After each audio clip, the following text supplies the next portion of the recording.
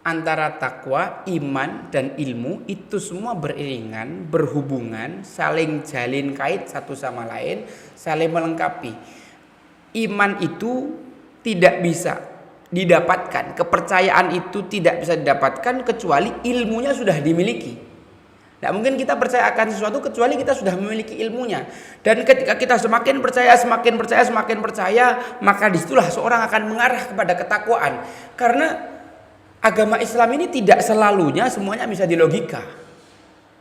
Tidak semuanya bisa dilogika. Sedangkan kalau orang hanya mengedepankan logikanya, dia tidak beriman. Akan sulit sekali dia untuk mengaplikasikan satu ilmu, perintah Allah Subhanahu wa taala maupun larangannya. Di sini ciri-ciri ketakwaan yang utama adalah orang yang beriman kepada hal yang gaib. Ada gak jamaah di sini yang barangkali tahu pernah ketemu sama virus corona? Kayak apa dia wujudnya? Apakah dia itu kan gambar-gambar ilustrasi saja? Apakah Anda benar-benar pernah melihat virus itu dengan mata kepala sendiri? Tapi kenapa Anda percaya? Kenapa Anda borong masker? Kenapa Anda borong hand sanitizer? Kenapa Anda sekarang memperbaiki pola hidup? Kenapa sekarang Anda cuci tangan setiap kali masuk rumah? Kenapa? Jangan tidak lihat virusnya itu. Tapi kenapa kita lebih beriman kepada virus daripada kita beriman kepada Allah Subhanahu wa taala? Jadi begitu. Ilmu adalah pondasinya. Iman adalah satu pilar utamanya.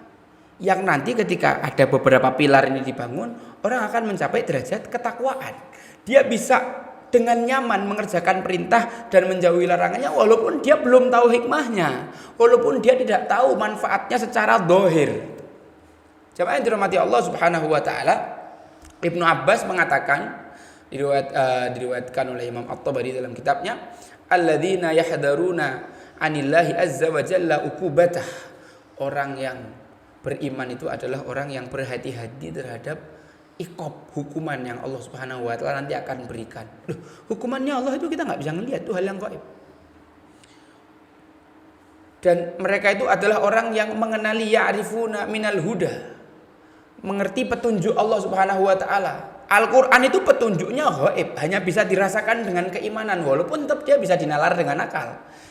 Wa yarjuna rahmatahu, mengharapkan rahmatnya, bitasdiqi ma jaa minhu, dengan membenarkan segala yang datang dari Al-Qur'an.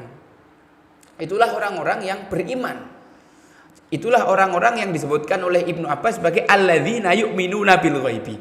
Saya sederhanakan saja jamaah dirahmati Allah Subhanahu wa taala. Rukun iman yang diajarkan oleh Rasulullah Shallallahu Alaihi Wasallam ketika beliau ditanya oleh malaikat Jibril ada 6. Apa itu iman? Ketika Rasulullah ditanya malaikat Jibril, iman itu antu'mina billah, beriman pada Allah, wa malaikatihi, malaikatnya, wa kutubihi, wa rusulihi, wal yaumil akhir, wa tu'mina bil qadari khairihi wa syarrihi. 6 rukun iman, semuanya hal yang gaib. Beriman pada Allah.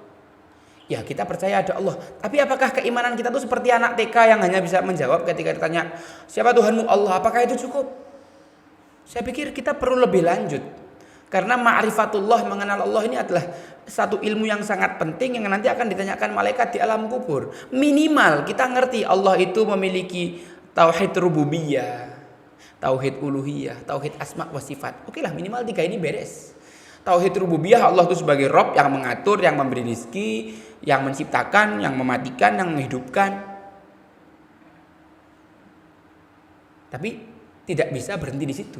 Orang Quraisy itu tahu kalau Allah yang memberi rezeki, tapi mereka masih minta rezeki dari berhala-berhala yang lain. Buktinya ketika Fathu Makkah, Rasulullah menghancurkan 360 berhala yang disembah orang Quraisy selain Allah Subhanahu wa taala. Maka dibutuhkan tauhid berikutnya, namanya tauhid uluhiyah, yang mana kita menuhankan Allah saja tanpa mensekutukannya dengan suatu apapun. Itulah namanya tauhid uluhiyah. Kemudian ada tauhid penyempurnanya, yaitu tauhid asma wa sifat, yang mana kita semakin kenal Allah Subhanahu wa taala by name, karena Allah punya asmaul husna.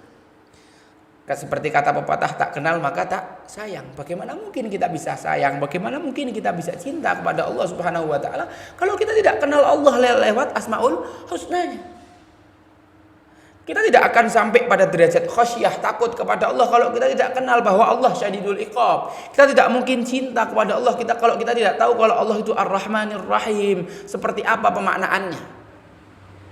Yang memenuhi kebutuhan kita sekarang dan yang nanti, yang mencukupi kita di dunia dan melindungi kita di akhirat, itulah Ar-Rahmanir Rahim. Sudahkah kita sampai pada pemahaman itu?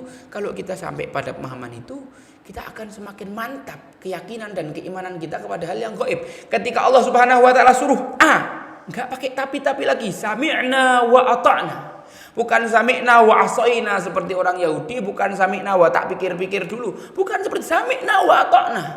Itulah orang yang pada puncak derajat keimanan. Makanya 13 tahun Rasulullah SAW berdakwah di Makkah, itu yang digojlok kepada para sahabat adalah keimanan saja. Bagaimana mereka beriman. Dikisahkan kisah-kisah imani, dikisahkan kisah-kisah Nabi terdahulu supaya semakin kuat itu keimanan.